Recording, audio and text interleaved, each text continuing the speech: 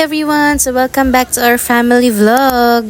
For today's ganap nga is kailangan naming ipa-car wash si Stark kasi nga sobrang tagal na rin niyang naka-stock. So pina-car wash namin muna siya dito sa wax on and wax off.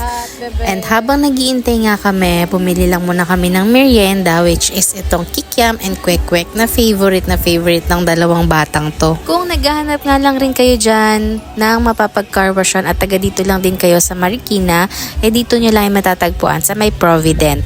At as you can see nga, ang next stop namin ay SM Marikina kasi nga ang purpose talaga namin today is bibili kami ng milk and diaper.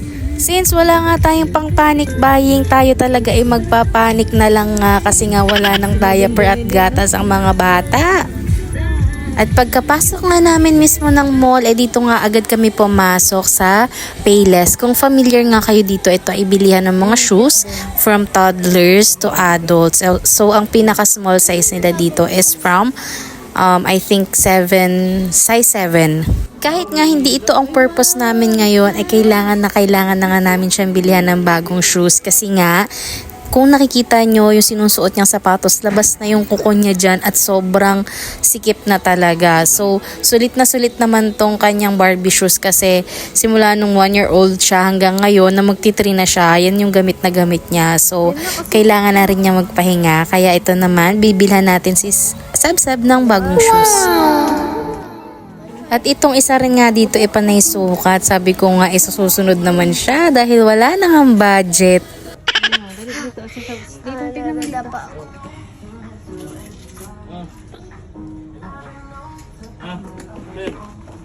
Kung familiar nga kayo guys dito sa Payless na brand, ang ganda rin ng brand na to kasi nga, tignan nyo, dito nyo din mabibili yung mga walang kapareho sa ibang brand. Ang ganda, sobrang nagustuhan ko rin tong brand na to. Dito din kami madalas bumibili ng mga shoes ng mga pambata. Meron din nga pala sila dito mga black shoes. At ending nga, wala kaming nabili doon dahil nga ito naman, kung nakikita nyo, nagtatantrums na siya. Wala siyang napili at wala siyang nagustuhan doon. So, nag-try nga kami dito sa Crocs na brand. Sabi ko, try namin tumingin kung merong mura. Kasi gusto ko din talaga sa kanya is Crocs para kahit saan. Usually kasi hindi naman pang formal yung sinusuot niya. Yung pang larga-larga lang and pang walk and run talaga. Usually yung ginagamit niya. So, sabi ko, mag-Crocs brand na lang siya kasi nga comfy lang siyang suotin.